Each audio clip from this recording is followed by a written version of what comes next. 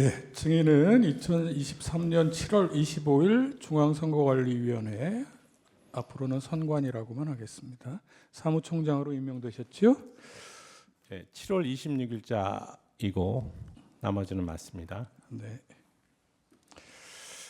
먼저 선거 무효소송 대법원 판결과 관련해서 몇 가지 여쭤보겠습니다.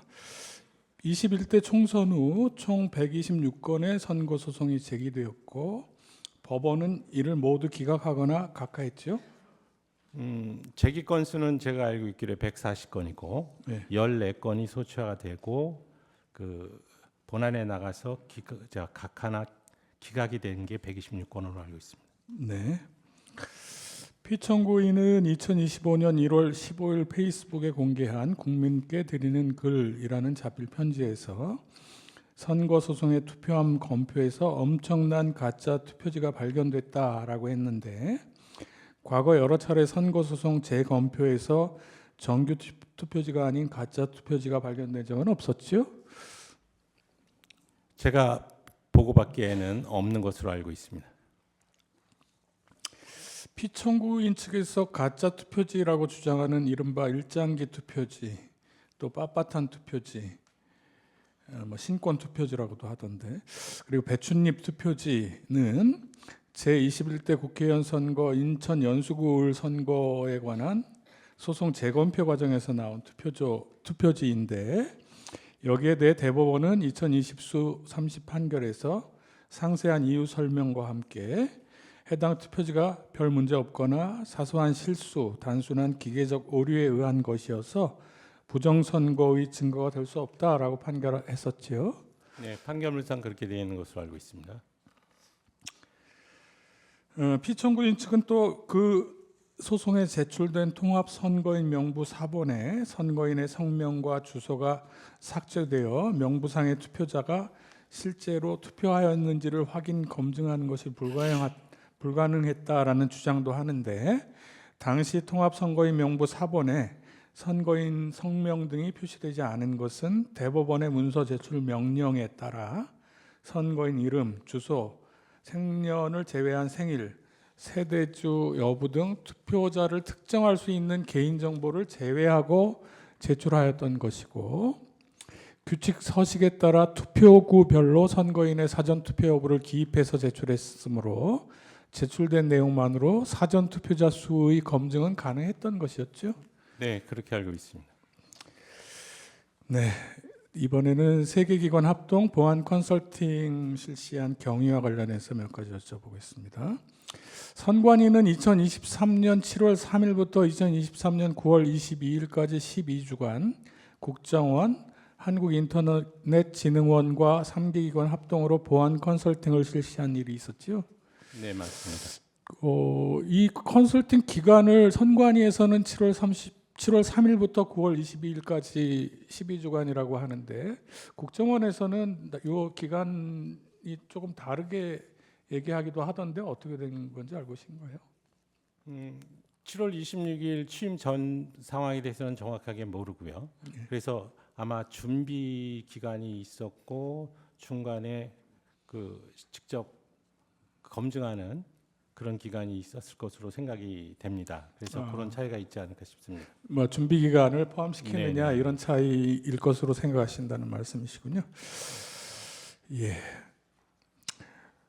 7, 8항은 생략하겠습니다.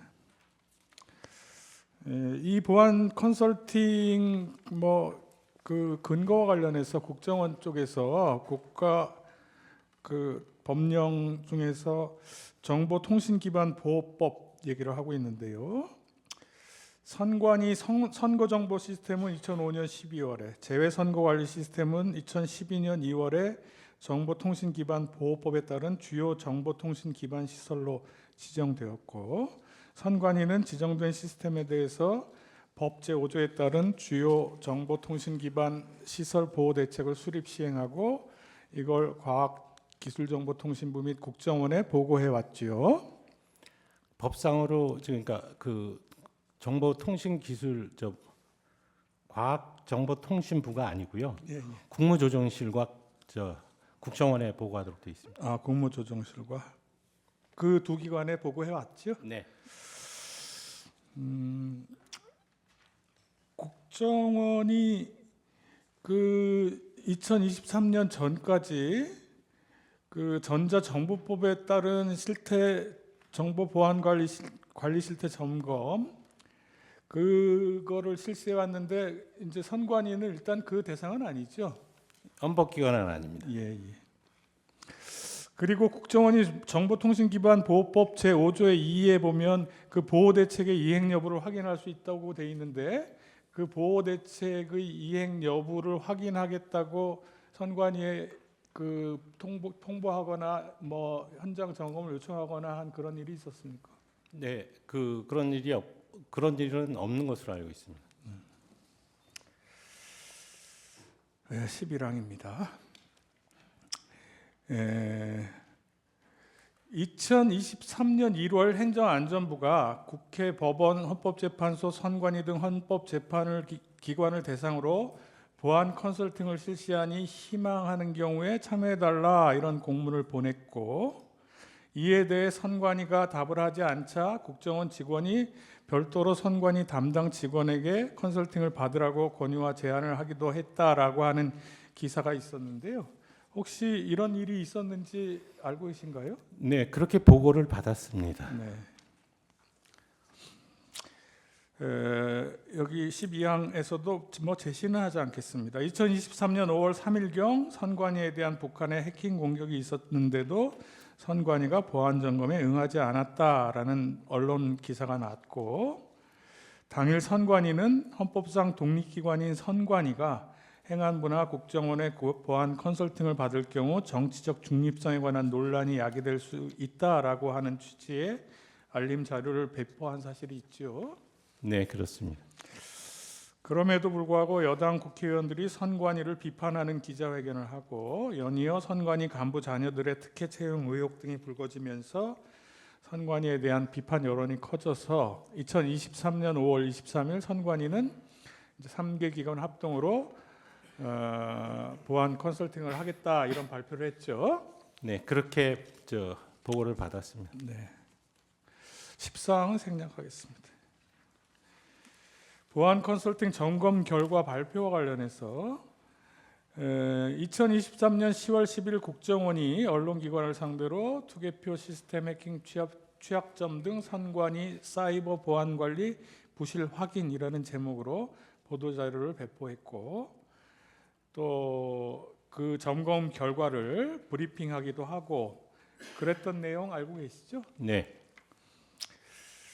국정원은 보안 점검 결과 해킹 메일을 통해 선관위 직원의 상용 메일 계정이 악성 코드에 감염되어 메일함에 저장된 대외비 문건 등이 유출된 사실은 확인되었지만 내부망인 선관위 선거 시스템이 침해된 흔적은 확인되지 않았다라고 발표했죠. 네,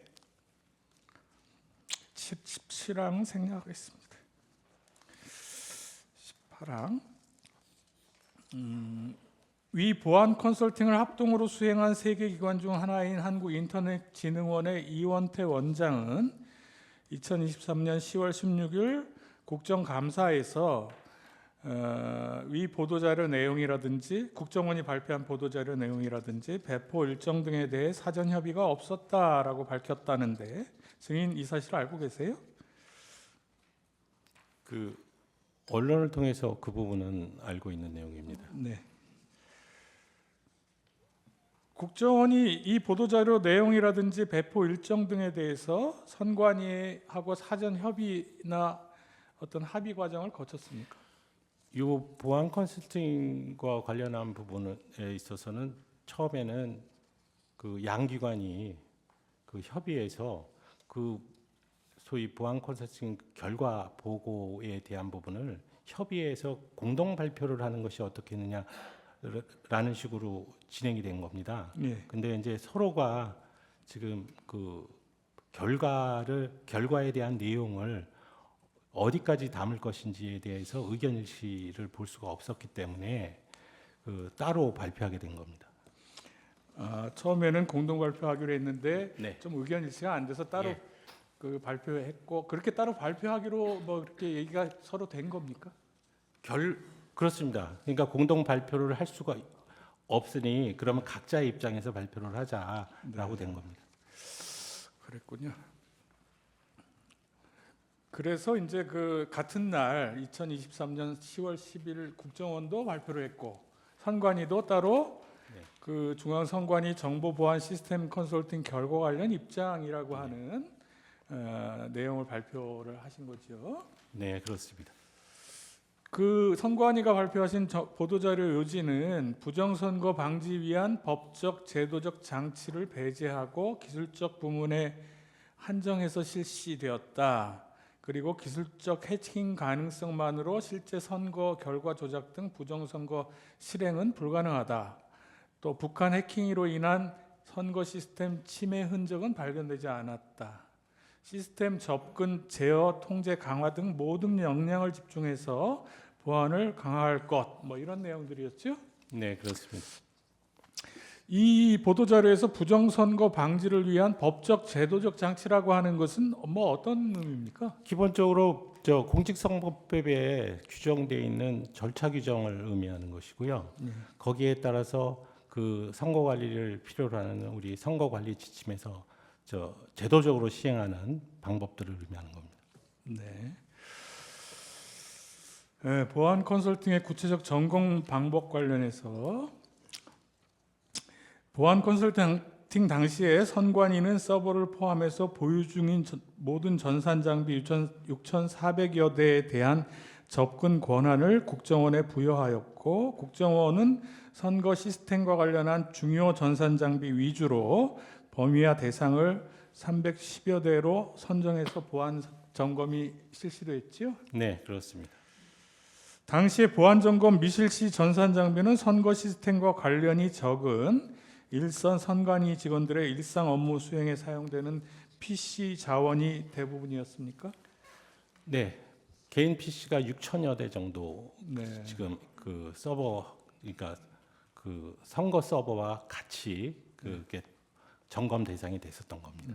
그러니까 그 개인 PC가 거의 6천여 대인데 그 개인 네. PC보다는 이제 선거 시스템에 사용되는 그렇습니다. 서버 위주로 네, 네. 점검이 됐다는 말씀이시고, 그 피청구인 측에서는 이 점검 당시에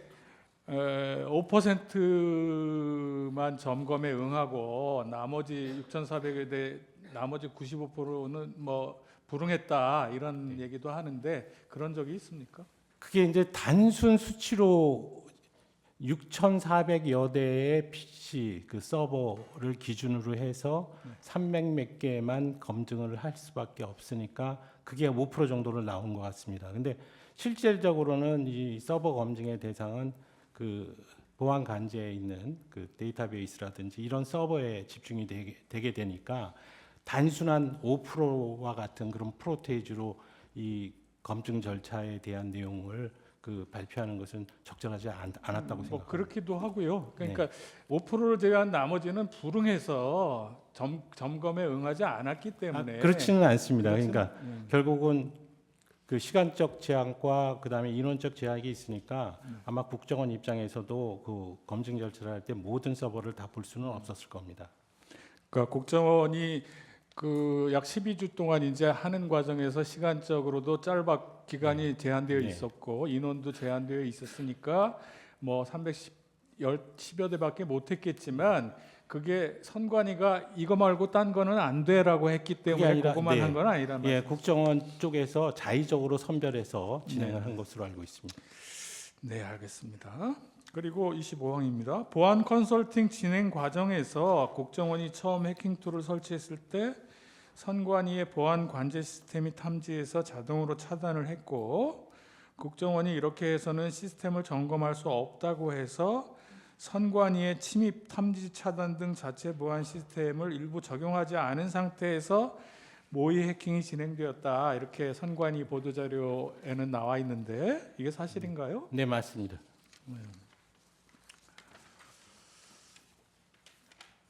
또 보안 컨설팅을 위해서 선관위는 국정원 측에 시스템 구성도, 정보 자산 현황, 시스템 접속 관리자, 테스트 계정을 사전에 제공했었지요. 네, 그렇습니다. 보안 컨설팅이 이런 조건에서 진행되었기 때문에 선관위는 국정원의 전체 시스템 장비에 대한 점검을 불응하고 일부만 허용했다. 또는 국정원의 보안 시스템 정보 점검 거부 및 가상의 서버를 제출했다. 선거관리 시스템의 5%만 점검했는데 보안성이 지극히 취약해서 아무나 해킹해서 선거 결과를 조작할 수 있더라. 또 해킹 시도에 얼마든지 데이터 조작이 가능하고 방화벽은 사실상 무용지물이더라. 국정원 확인 결과 선거관리 시스템 전반이 부실하고 해킹 및 투개표 시스템 시스템이 전반적으로 조작 가능하더라라고 하는 주장에 대해서는 수용하기 어렵다라고 하는 취지의 보도 자료나 설명 자료를 여러 차례 발표했었죠. 네.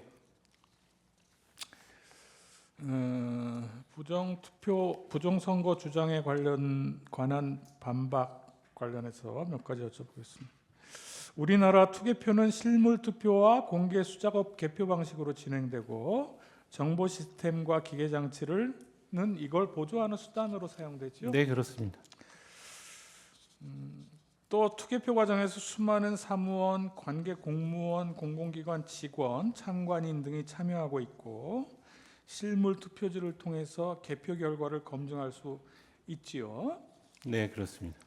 그래서 보안 컨설팅 당시의 모의 해킹 환경, 즉 국정원 측이 요청한 시스템 구성도, 정보자산 현황, 시스템 접속 계정 등 시스템 정보 자료를 제공하고 또 효율적 점검을 위해서 침입 탐지 차단 시스템 등 위원회 자체 보안 시스템을 일부 적용하지 않은 상태에서 진행한 그 모의 해킹 환경에서 외부에서 내부 선거망으로 접속해서 투개표 데이터를 조작할 수 있었다 하더라도 현실적으로 투개표 데이터를 조작하는 건 거의 불가능하다 이렇게 생각되지요. 그러니까 실제 상황에서는 예. 불가능할 거라고 생각합니다. 네.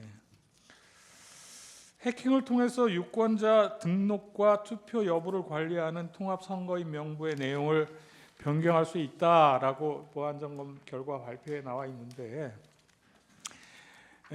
현실에서는 선거인 명부 데이터를 위변조하려면 사전에 서버 및 DB 접속 정보, 데이터 구조 이런 걸 확보하고 보안 관제 시스템을 불능 상태로 만들어야 할 뿐만 아니고 선거인 명부 작성 확정 관련 절차에 관계된 모든 사람과 기관, 지방자치단체 및 행정안전부, 왜냐하면 이 데이터가 서로 검증되고 교차되고 하니까요. 네.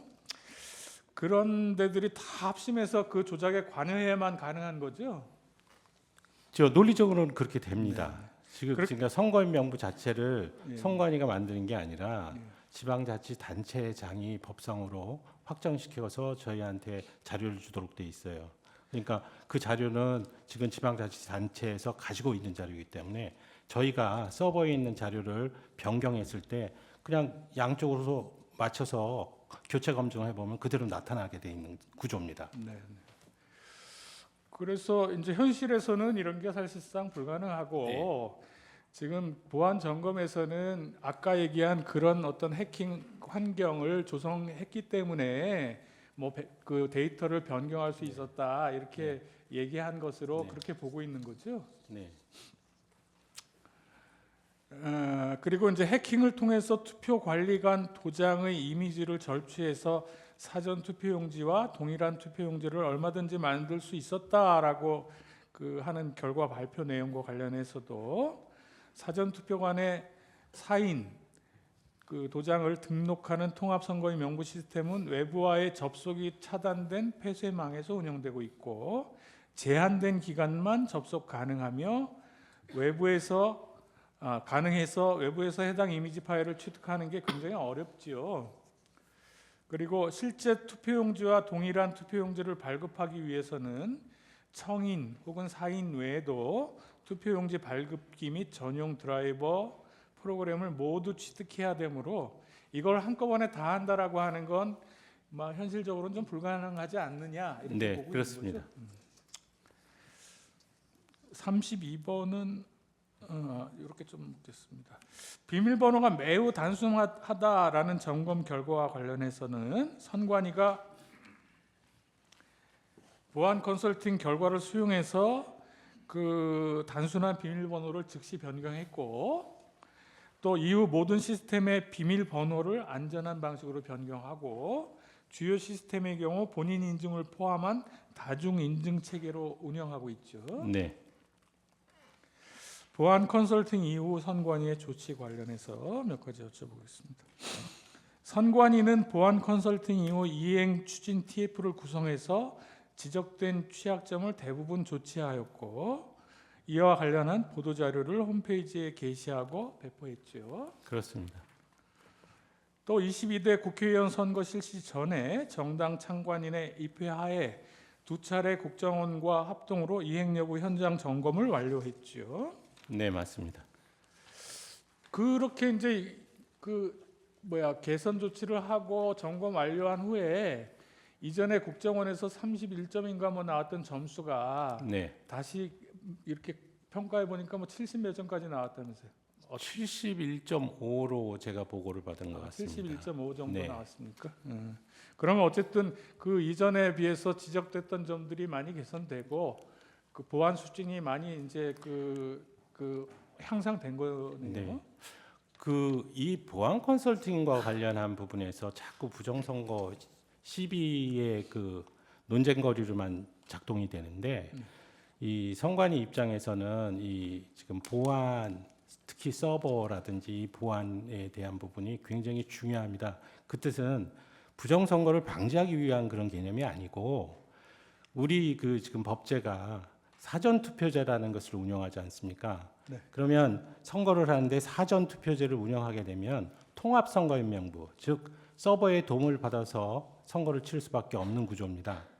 그때 이 서버가 공격을 받아서 통합선거인명부의 그 조작이라든지 이런 부분들이 가능해지면 그 자체로 그 해당 선거는 무효입니다. 그렇기 때문에 재선거를 할 수밖에 없고 극심한 사회적인 혼란에 빠지게 되는 겁니다.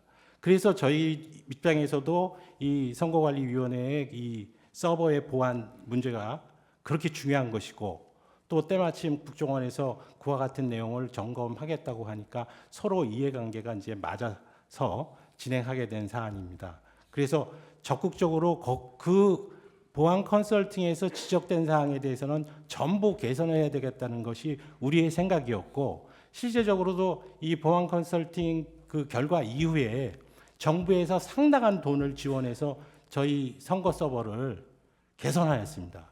그런 상황에서 22대 국선이 치러졌기 때문에 저희들 입장에서 계속적으로 이 서버와 관련된 이런 부분에 대해서 계속적으로 부정선거 주장이 지금 계속 이루어진다는 것에 대해서는 굉장히 좀 안타깝게 생각합니다.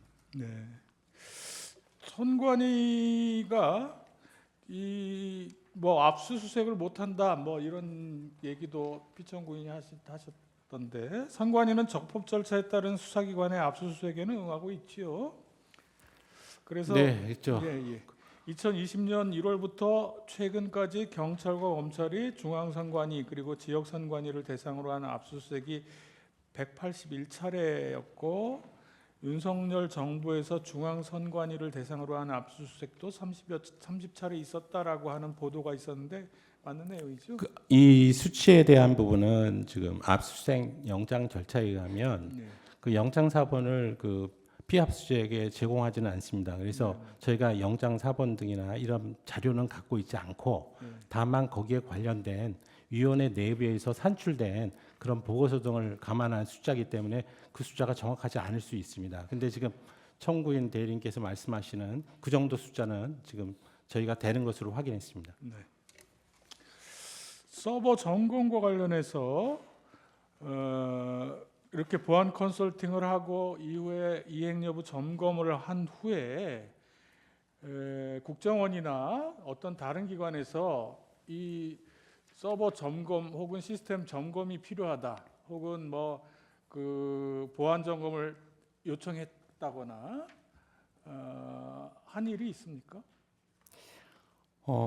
그런 일은 없고요. 다만 지금 그 국정원이 2차에 걸쳐서 이행 점검을 했을 뿐만 아니라 저희들 입장에서도 지금 그 보안이 굉장히 중요하다고 아까 말씀드렸지 않습니까? 그래서 이 우리나라의 진짜 사개의 권위자들을 모시고 선거 시스템 보안 자문단까지 꾸려서 그분들로 하여금 한 번 더 내부적으로 검증을 받고 22대 국선을 치른 바 있습니다. 네. 예. 그러니까 뭐 선관위에서도 그 문제에 대해서는 관심이 많고 자체적으로도 네, 점검을 그렇습니다. 했지만 뭐 국정원이나 다른 외부 기관이 점검합시다 혹은 점검할 테니까 응해라 이런 요청을 네, 한 바는 없다는 거죠. 어떤 부분이 더 미진하다라는 얘기가 없었습니다. 네, 네. 기타 사항으로 증인은 2025년 1월 15일 윤석열 정부의 뭐 비상계엄 관련 국조특위에 참석해서 비상계엄 선포와 관련한 계엄군의 선관위 진입, 계엄군의 활동 및 점거 현황, 선관위의 조치 사항 등에 대해서 기관 보고한 일이 있었죠? 네, 그렇습니다. 어떻습니까? 중앙선거관리위원회 사무총장으로서 2024년 4월에 치러진 22대 국회의원 선거가 그 부정선거라고 하는 거에 대해서 어떻게 생각하세요? 제가 2023년 7월 26일 이 지금 외부에서 사무총장으로 들어오게 된 그 동기가 기본적으로 21대 그 국선이나 대선을 거치면서 확대됐었던 부정선거론의 상황 하에서 어떻게 22대 국선을 제대로 잘 치를 수 있겠느냐라는 그런 문제 하나하고, 그다음에 선관위의 그 고위직들의 그 자녀 부정 채용 의혹에 따라서 선관위 그 인사 제도라든지 그 조직의 그 비리 개선을 해야 된다는 그런 목적하에 두 가지 명제를 소명으로 받고 이 자리에 들어왔습니다. 그렇기 때문에 22대 국선을 치르는 그기 위해서 나름 많이 제 스스로는 진짜 열과성을 다했다고 생각을 하고요. 그 사이에 그 부정선거 그 주장을 하시는 분들의 의견도 많이 경청을 했습니다.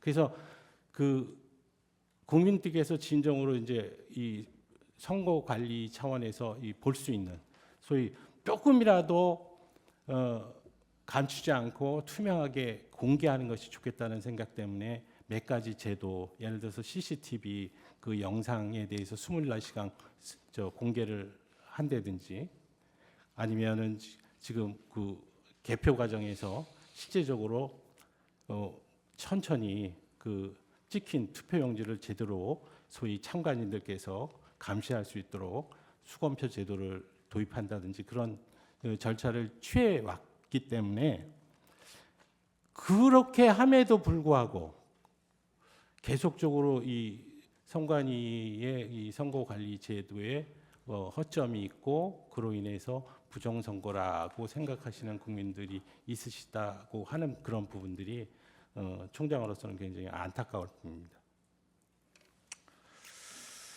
예, 이상입니다. 제 주신문 전에 한 두 가지만 간단하게 좀 확인하겠습니다. 아까 앞에 저희 측 주신문에서 그 2023년에 국정원하고 그 3개 기관 합동으로 보안 점검할 때요. 네. 그때 선관위에서 제공한 게 전산 장비가 전체 개수가 6,400여 대였고, 근데 이 중에 개인 PC가 6,000여 대라고 하셨지 않습니까?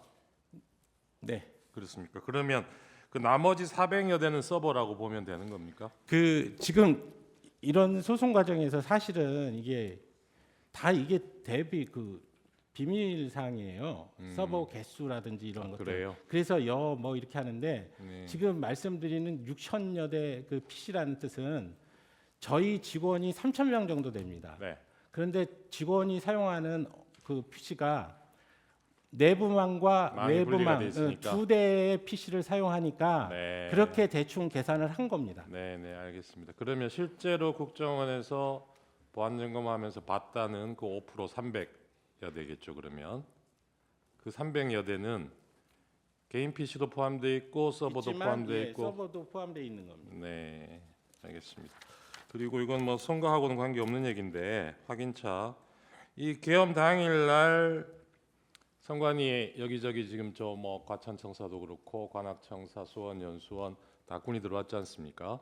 그거는 저희 시스템으로 다 확인한 내용인데 확인차 여쭤보면 그 당시에 선관위에서 군 투입 요청을 한 사실은 전혀 없으시지요? 네, 없죠. 예. 네, 이상입니다. 준비한 것 이어서 묻겠습니다. 증인은 2023년 7월 25일에 사무총장으로 26일입니다. 26일에 그렇다면은 아까 주신문에 있었던 7월 3일부터 2023년입니다. 9월 22일까지의 국정원 비롯해서 3개 기관 합동으로 했던 보안 컨설팅은 결국 사무총장님이 다 하신 거네요, 증인께서. 거의 대부분. 제가 한 거는 아니죠. 아, 물론 그렇죠. 예, 네. 계실 때 진행된 거죠. 뭐 그렇다고 예. 할 수 있습니다. 뭐 아까 그 국정원에서 증인으로 나오셨는데 이제 그분께서 말씀하신 게 원래 증인께서 사무총장이 되시기 전까지는 선관위에서 협조가 잘 안 돼가지고 점검이 잘 안 됐었는데 증인이 취임한 이후에 협조가 돼서 그때부터 점검이 시작되었다 이렇게 말씀을 하셨거든요. 네. 예. 그래서 뭐 증인께서는 당연히 다 명명백백히 밝히실 거니까 다 협조를 잘 하신 거잖아요, 그렇죠? 네. 예. 어차피 받기로 한 거 확실하게 그러니까요. 예, 줘야 된다고 생각했습니다. 그러니까요. 혹시 그 증인께서 사무총장으로 임명되면서 네. 피청구인으로부터 이런 보안 컨설팅에 잘 응해달라 이런 권고를 받으신 적이 있나요? 저는 피청구인과 계속적으로 제가 총장에 취임할 때서부터 그런 얘기가 있었지만 한 번도 사적으로 만나본 적이 없고 그간에 신년 그 인사할 때 신년 할애식에서 잠깐 그 뵙고 인사한 거하고 그다음에 부친당 당하셨을 때 잠깐 인사한 거 그거 2개밖에 없고요. 일단 대통령께서도 뭐 그렇게 생각했는지 모르지만 저 입장에서는 이 선거관리 그 사무총장이라는 지위가 기본적으로 정치적으로 매우 민감한 자리 아닙니까? 그래서 공적인 사무총장의 언행 자체가 그 정치적 중립성의 시비를 불러일으키기 굉장히 좋은 자리라고 생각을 했습니다. 그래서 예. 저 스스로가 그 소위 공적인 그 사무총장이 해야 되는 업무 이외의 것은 절대 안 하겠다라는 생각을 했었고요. 아니 왜 제가 여쭤보느냐면요. 아까 주신문 하실 때 그 사무총장 임명되시면서 2가지 소명을 갖고 시작을 하셨다. 근데 네. 그 중에 하나가 부정선거 의혹을 잘 해명하겠다라고 하는 네네. 거라고 말씀을 하셔가지고 그러면은 취임 당시부터 이 부정선거 의혹을 내가 사무총장으로 가면서 이거를 해소를 하겠다라고 마음 먹으셨다는 거잖아요. 근데 그거를 그 동안에 계속 네네. 법조인으로 계시다가 선거 그 관리위원회에 사무총장으로 바로 임명이 되셨는데 네네. 그런 생각을 바로 하실 수 있을까 싶어가지고 혹시 권고 같은 게 있었나 여쭤보는 거예요. 당시 저 사법연수원장을 하고 있었을 그렇죠, 때고요. 사법연수원장. 예. 그 지금 그때 그 저한테 권유를 하신 분이 지금 현재 노태학 그 위원장하고 그다음에 그 선거관리위원회 상임위원이신 분이 공교롭게 저하고 연수원 동기입니다. 다 16기.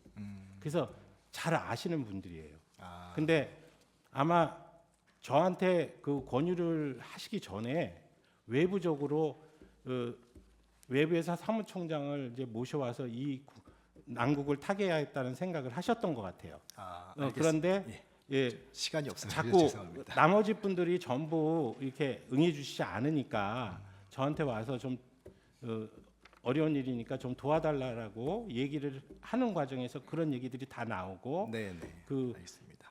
예. 죄송합니다. 시간이 없어가지고요. 물론 그 보안 컨설팅 2번 받으셨잖아요. 그렇죠. 보안 컨설팅 이후에 이행 현장 점검 2번 받으셨잖아요. 네, 그렇습니다. 그렇죠. 그리고 그때 적정성 점수가 31.5점에서 71.5점으로 향상됐다. 바로 향상된 건 아니고요. 어쨌거나 예, 22대 뭐 전까지. 쭉, 예, 예. 그랬는데 그 피청구인은 2024년 12월 12일자 담화문에서 지난 24년 4월 총선을 앞두고도 문제 있는 부분에 대하여 개선을 요구했지만 제대로 개선되었는지 알 수 없다. 네. 이렇게 말씀을 하셨거든요. 예. 근데 지금 점수가 72.5점까지 향상이 됐으면 개선이 된 거 아닌가요? 저는 됐다고 생각을 그렇죠. 했습니다. 그러면 예. 이런 개선 상황이 피청구인한테는 보고가 안 됐나요? 그러니까 선관위에서 직접적으로 대통령한테 보고할 사항은 아니고요. 누가 보고해야 되나요? 아니, 그러니까 국정원이 그 이행 점검을 했으니까 당연히 국정원에서 보고를 했다고 생각을 한 했어야 거죠. 되겠죠. 네. 예. 근데 지금 피청구인이 이렇게 담화문에서도 개선이 됐는지 알 수 없다라고 하는 걸 보면 보고가 안 된 모양이죠. 그건 모르겠습니다. 그 지금 계속 문제가 되고 있는 인천 연수구 을 선거무효 소송 그거에 관련해 가지고 여쭤볼 건데요. 요게 지금 잘 보이시나요? 요게 지금 그 선거무효 소송에서 원고 즉 민경욱 의원 전 의원 쪽에서 주장하신 내용을 간략하게 지금 요약을 해 본 겁니다. 요 보시면은 투표 단계에서 미리 투표 결과 후보자별 투표수의 대강을 확정하고 그리고 두 번째로는 그 투표 단계에서 이건 사전 투표 단계인 것 같은데요. 선관위 서버를 먼저 조작을 합니다. 그래서 사전 투표수를 부풀려야 돼요. 그리고 세 번째로 위조된 불법 사전 투표지를 다량 제조한 다음에 사전 투표함에 미리 투입을 해놔야 됩니다. 그리고 개표 단계에서는 투표지 분류기를 먼저 조작을 해야 돼요. 그리고 선관위 서버를 조작해야 되고 그리고 그날 투표된 실물 투표지에 대해서 개표 상황표 수치랑 결과 공표 수치를 모두 조작을 해야 됩니다. 그래서 목표된 자기가 처음에 아까 투표 단계 1번에서 목표했던 수치에 근접하게 만들어야 돼요. 그리고 개표 이후에 증거 보전 이전에는 요게 아무리 맞추려고 해도 수치가 잘 안 맞을 수 있겠죠. 그래가지고 다량의 위조된 당일 투표지와 사전 투표지를 또 급조를 합니다. 그러고 나서 그 수치에 맞춰가지고 봉인된 투표함에서 넣어졌던 투표지를 빼고 자기들이 위조한 투표지를 집어넣어야 됩니다. 요게 원고가 주장한 부정선거의 논리입니다. 요 보시면은 제가 빨간색으로 표시해놨는데요. 조작과 불법 투입이 지금 몇 번이 이루어져 있냐면 대략 한 5에서 6번 정도 이루어집니다. 사무총장으로서 이거 가능하다고 보십니까? 이게 지금 그 부정선거 주장하시는 분들이 네, 한 맞습니다. 거라고요? 예, 기본적으로 잘 이해가 안 가는 부분은 네, 저희들 입장에서는 개표 단계에서 이미 다 확정이 된다고 보는 거거든요. 그 개표 현장에서 실질적으로 실물 투표지를 가지고 분석이 다 끝나는 건데 그 전에 예를 들어서 투표 단계나 분류기를 조작하거나 뭐 하는 것은 그러니까 개표장이나 투표장에서 뭔가 어떤 조작을 하면 모를까 그 개표 상황표가 확정되는 순간 다 끝나는 건데 그 이후에 뭐를 더 어떻게 한다는 건지 잘 모르겠어요. 그러니까 불가능하다고 보시는 거죠, 결국은. 그러니까 이런 이론들이 잘 제가 아무리 보더라도 이 이론이 성립하지를 않으니까요. 예, 그리고 지금 공직선거법에 따르면은 투표나 개표 현장에는 정당 후보자들이 선정한 참관인들이 4명에서 8명 투표소마다 들어가게 돼 있죠. 그렇게 돼 인원수요? 있습니다. 예. 네, 투표 법상으로 참관인이 참관인 최소 4명에서 네, 최대 8명까지 규정돼 들어가게 돼 있습니다. 있습니다. 근데 이게 모든 정당과 모든 후보자가 각각 추천을 할 수가 있는 거죠. 네. 예. 그런 각각의 이해관계인들이 잔뜩 모인 곳에서 저런 투표 조작 사태가 벌어질 수 있다고 생각하십니까? 그러니까 이게 조금 저희들이 쉽게 동의 못하는 이 시나리오 구조거든요. 거기다가 그래서- 잠시만요. 거기다가 바로 이 대법원 사건에서는 그 부정투표를 주장하시는 분이 사전투표용지 일련 번호 QR 코드가 조작됐다 이런 주장도 또 하셨어요. 네. 그래가지고 사전투표지 45,565표 요거를 부정투표를 주장하시는 분이 제공한 프로그램을 이용해서 검증을 합니다. 그랬더니 그 검증 결과 선관위가 부여한 일련 번호랑 다 일치한다는 결론이 나왔어요. 계속 말씀드리는데 그거는 이 선거 소송을 통해서 이미 확정된 사실관계나 판단이에요. 네. 그런데 선관위 사무총장을 불러놓고 그런 내용에 대해서 자꾸 질문하는 게 예. 그게 무슨 의미가 있을까 싶습니다. 그러니까 여기까지만 제가 네. 부정선거에 대해서 여쭤보겠습니다. 종합해서 하나만 여쭤볼 건데요. 피청구인은 2025년 1월 15일에 자기 페이스북에다가 자필 편지를 올렸습니다. 네, 거기서도 부정선거를 주장했습니다. 그리고 이 사건에서도 답변서를 통해 가지고 부정선거 의혹을 계속해서 제기를 하고 있습니다. 심지어 그게 자기의 비상계엄 원인이라고도 합니다. 그런데 그런 주장 내용 전부 다 방금 보여드린 그 대법원 판결 사안에서 전부 다 제기된 의혹입니다. 즉 아까 증인께서 잘 말씀해 주셨듯이 전부 다 21대 총선에서 문제된 거죠. 네. 네. 그러면은 지금 증인이 사무총장으로서 치른 22대 국회의원 선거에서는 부정선거 있었나요? 저는 당연히 없었다고 생각을 합니다. 그리고 그러니까 과거에 선거관리위원회가 잘못한 점이 분명히 있어요. 네. 지금 나타났고 그 국정원 컨설팅 과정에서도 이 서버의 보안이 취약했다는 점도 다 인정을 합니다. 그런데 22대 국선 과정을 치르면서 다 개선을 했다고 하거든요. 그렇다면 적어도 계속적으로 부정선거 시비 논란을 가져오기 위해서는 22대 국선에서도 그러면 어떤 일이 있었냐? 그 서버나 이런 부분들 보안 대책을 다 수립했는데도 불구하고 어떤 점이 부족해서 어떤 사태가 일어났고 실제적으로 CCTV 투표함 24시간 CCTV 전부 공개 조항이나 아니면 수검표 과정을 도입했음에도 불구하고 개표 과정, 투표 과정에서 어떤 문제점이 발생을 했냐 예. 이런 부분들이 논의가 됐으면 거기까지만. 좋겠는데 예, 거기까지만 일단 네. 좀 듣겠습니다. 충분히 전달은 된 것 같고요. 그러면은 결국은 피청구인은 검증을 하고 대법원에서 감정 절차까지 진행됐던 확정 판결을 신뢰하지 않는 것처럼 보이거든요. 이게 증인께서는 30여 년간 지금 판사로 재직을 하셨잖아요. 그리고 피청구인 역시 법조인이셨고요. 그런데 이렇게 대법원 확정 판결도 믿지 못하겠다는 이런 피청구인의 주장을 어떻게 생각하시나요? 피청구인이 그런 주장을 한 적이 있나요? 네, 아까 말씀드렸다시피 1월 15일자 자기 페이스북에서 그렇게 말씀하셨습니다. 그 내용에 대해서는 잘 모르겠습니다. 네. 어쨌든 지금 그 21대 국선이나 뭐 이런 부분을 가지고 이제 저한테 말씀을 하시면 저는 대법원 판결로 그 사안은 전부 밝혀졌다라고 말씀드릴 수밖에 없는 내용이고요. 한 가지만 예. 죄송합니다만 그러면은 지금 피청구인은 계속 주장하는 게 증인도 인정하시다시피 21대 선거가 부정선거라고 해서 지금 이 사건 비상계엄을 했다는 거거든요. 근데 21대 선거라고 하는 거는 지금 상황에서는 과거의 사실인 거죠. 그렇죠? 그럴 수밖에 없지 예. 않았습니까? 그런데 뭐 판사를 하셔갖고 잘 아시겠지만 비상계엄 선포는 전시사변 또는 이에 준하는 비상사태가 현존해야 되는 거죠. 그 부분 질문을 안 하시는 것으로 하시죠. 예. 알겠습니다. 자, 그렇다면은 증인은 죄송한 말씀이시지만 피청구인과 대학 동기시죠.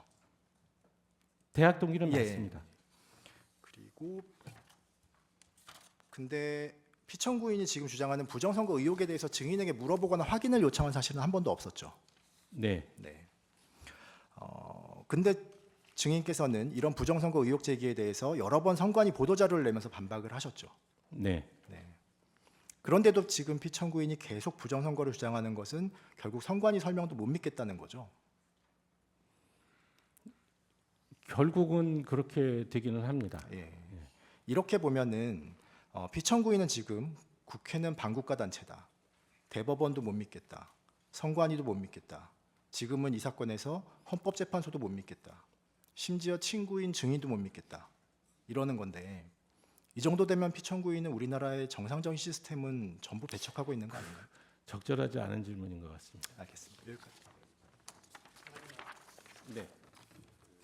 피청구인 대리인께서 강조하신 그 일장기 투표, 네. 그 인천 연수구에서 민경욱 전 의원이 하신 일장기 투표인데 그게 그 연수구에서 그 표차가 1,900여 표차였고 아까 말씀하신 일장기 투표가 294표였는데 그 중에 원고가 오히려 137표가 무효가 되고 그 소외 후보는 111표가 무효돼서 오히려 이제 원고한테 불리한 결과가 되고 결과적으로 선거 결과에 아무런 영향을 미치지 못해서 결국 선거 무효 소송이 기각이 되지 않았습니까? 그 판결문에 그렇게 돼 있는 것으로 알고 있습니다. 예, 그러니까 지금 희곡께서 피청구인께서는 많이 강조하셨지만 제안하겠습니다. 예. 예, 피청구인 17분 하십시오.